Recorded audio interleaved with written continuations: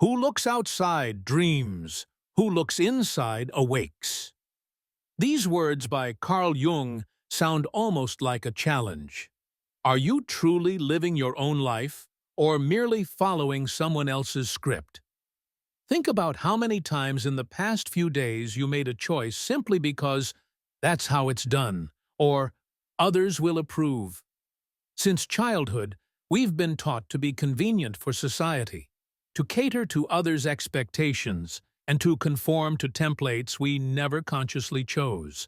And indeed, pleasing others is easier than defending our own desires. But easy doesn't mean right, and it certainly doesn't mean happy.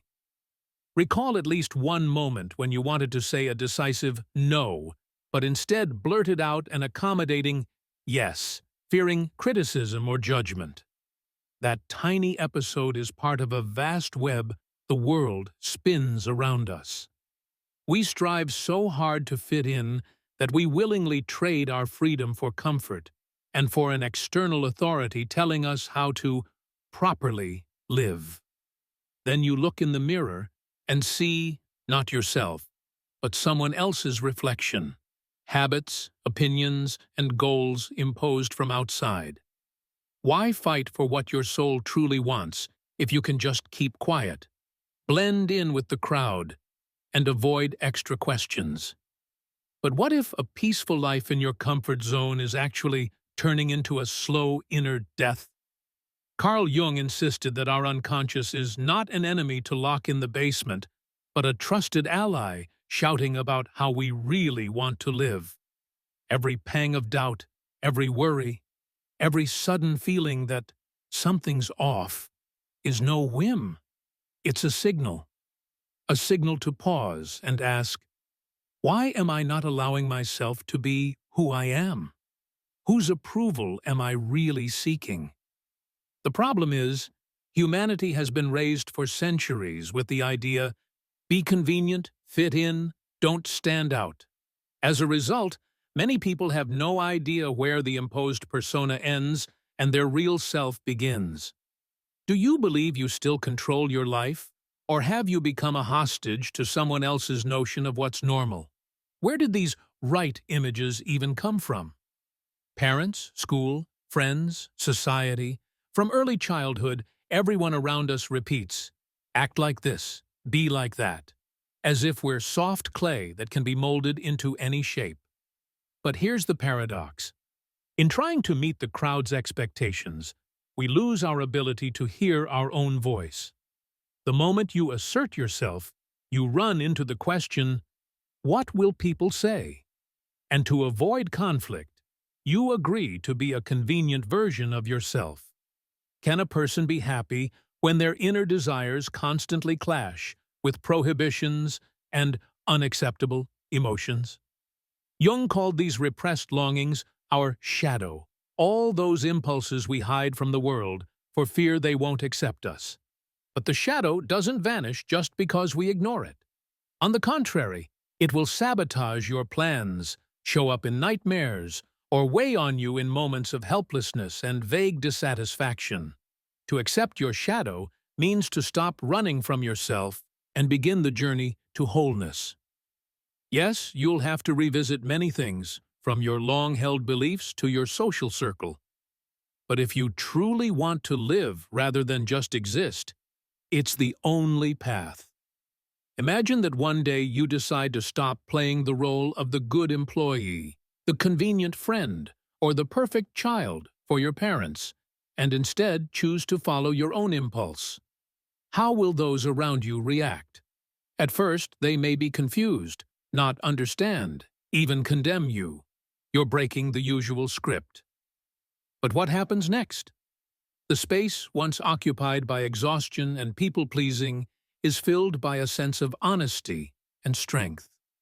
Your inner self finally gets a voice. Yes, some people will drift away. Toxic friends who relied on your compliance rather than genuine closeness will disappear as quickly as they came. You might lose a job that's been draining you for years, but instead find work that sparks a true passion within. Once you start living in harmony with yourself, The world seems to mirror your state. The right people and opportunities show up at just the right moment, while dead-end connections dissolve. Carl Jung referred to this phenomenon as synchronicity. To some, it's a miracle. To others, blind luck. But the essence remains. You attract what resonates with your true vibrations. It's not magic or fantasy. On the contrary, it's entirely logical. When you stop wasting energy on being like everyone else, you free up energy for genuine creativity, growth, and self-discovery. Think about how much time you spend worrying that you don't measure up to somebody else's standards. Those hours and days could instead go into projects that inspire you or heartfelt conversations that truly matter. Imagine how your life would change if you said yes only to what your heart genuinely wants. The difficulty is that most people don't even try, because it's scary. They're scared of disappointing loved ones, scared of being alone, scared to admit, everything I've lived for was built on someone else's expectations. But is it worth surrendering yourself to a lifetime compromise just to keep everyone else content with your predictability? Jung warned that suppressed desires breed chaos within us. We push them deeper, and in return, they manifest as apathy, a sense of emptiness, or a mysterious depression that can't be cured by simplistic advice like, pull yourself together. When you choose yourself, you affirm your uniqueness. And yes, sometimes this choice will cost you old connections, the usual social circle, and the illusion of stability. But real stability doesn't come from crowd approval. It comes from knowing you're at peace with your own nature. If you betray yourself, all that external support is meaningless. It gains your compliance, but never brings inner harmony. Yet when you choose yourself, a new confidence appears in your eyes. And people who truly value you can sense that confidence, see that your no now sets your boundaries, and your yes reflects your genuine willingness to engage. Choosing yourself doesn't mean living in total selfishness and ignoring everyone else. It means acting from a place of wholeness. If you're unhappy, what can you really give others?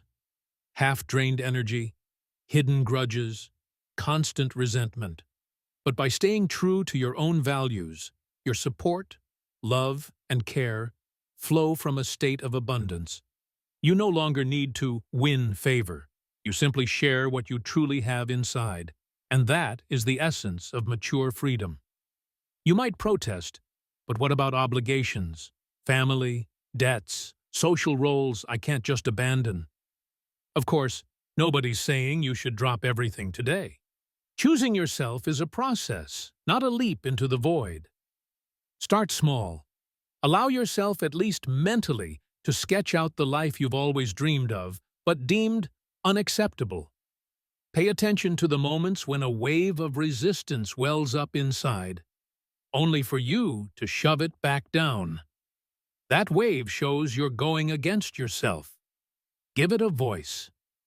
When you're about to do something routine, agree to an inconvenient request, go to a meeting that bores you, tolerate someone crossing your personal boundaries. Stop for a moment and ask, do I really want this? The answer might force you to strip off your social mask. It can be frightening, but this is exactly where growth begins. Fear is the best compass because it shows where you cross from the familiar into the realm of change. Here's what's amazing. The moment you dare to stand up for yourself and your values, the world seems to turn a new face to you. You encounter people with whom you feel a genuine connection, not just a foggy sense of I must or it's expected.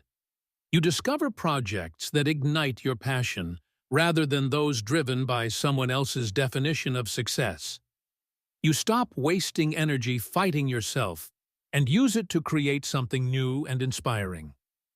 Jung called this genuine individuation, when a person sheds layers of imposed beliefs and uncovers their true I. Perhaps right now you're feeling a burst of enthusiasm, but in half an hour you might slip back into your usual routine, where "I have to" feels stronger than "I want to." So what do you do? Start asking uncomfortable questions right now. Look more deeply into your values. Ask yourself why you're ashamed of your true desires. Maybe you heard phrases like "don't be selfish" or "sit quietly and don't draw attention" as a child. Those words lodged in your subconscious, still telling you that asking for what you want is wrong. But that's an outdated script that turns a vibrant individual into a faceless member of the crowd. Awareness is the first step toward freedom. When you notice how your inner censor operates, you gain the chance to rewrite it. And if someone accuses you of having changed, you can calmly respond, "Yes, I stopped being who others wanted me to be and started being myself." Let them call you difficult. Let them say you've lost your old compliance. But in return, you regain something without which life becomes mere routine: the desire to learn, to create, to love, to experiment. Once you allow yourself to move toward what you truly want, you stop fearing the future because you're no longer running from yourself. Protect your inner world from imposed labels. People accustomed to your compliance might feel uneasy around someone who's learned to say no, but that's not your problem. Your responsibility is to stay true to yourself, and if someone doesn't appreciate that, it may be a sign it's time to reconsider that relationship. Ask yourself, whom do I want by my side? Those who respect my right to be myself, or those who only need me as a perpetual helper? To fill your life with meaning, you don't need to wait for a sign from above or the right date to make a change. You only have to truly want it. Jung argued that change begins within. First, you acknowledge you no longer want to live by others' rules, then you learn to hear your intuition. And finally, you take the first step, a small one, but yours. That step triggers a chain reaction. A small decision today changes your tomorrow. You stop being a prisoner of public opinion and become the director of your own life. Anyone who's ever set foot on the path of authenticity knows it's not always strewn with roses. The familiar world may react with hostility to your awakening. But after a couple of steps, you'll taste freedom.